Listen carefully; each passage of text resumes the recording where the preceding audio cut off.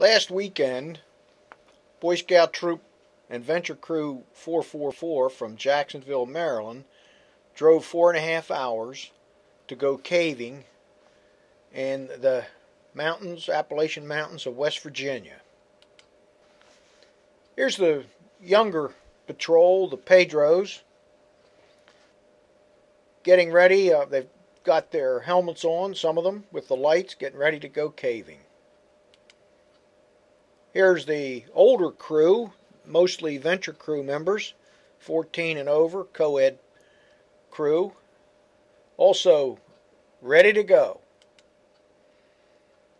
Here we are at the farmer's yard, parking and asking permission. The cave is actually inside this big hill to the left.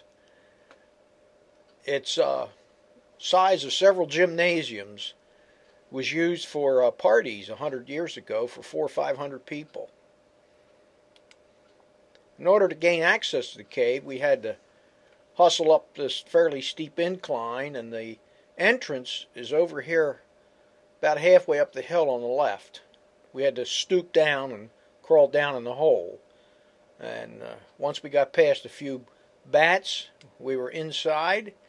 And here are some of the younger boys sitting on the rocks, smiles, having a good time. Here they are again, getting ready to go down further into the hole.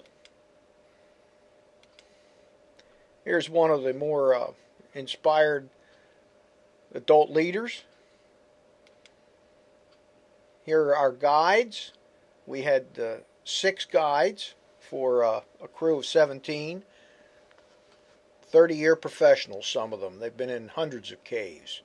As you can see, the formations here on the top of the cave, all types of stalactites, stalagmites. We crawled along passages that gradually opened and closed, and there actually was a lake underneath with a canoe in it. It was so big.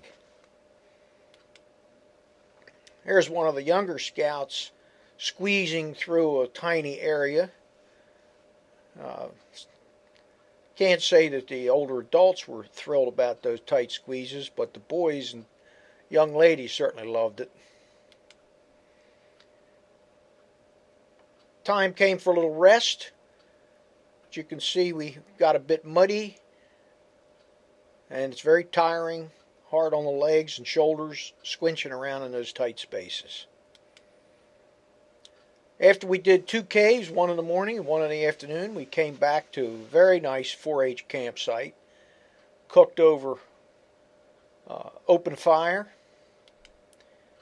The venture crew strutted its cooking abilities, stacked up Dutch ovens, as you can see here, with a wonderful meal of chicken breasts, potatoes, mushrooms, other vegetables, bubbled away for an hour or so. We had a great campfire. Here's the first-class output of the crew and their culinary skills. We had a terrific time. Late campfire. We were all dead tired, slept well. Everybody said they're ready to go back next year. The only complaint was, next time they wanted tighter spaces.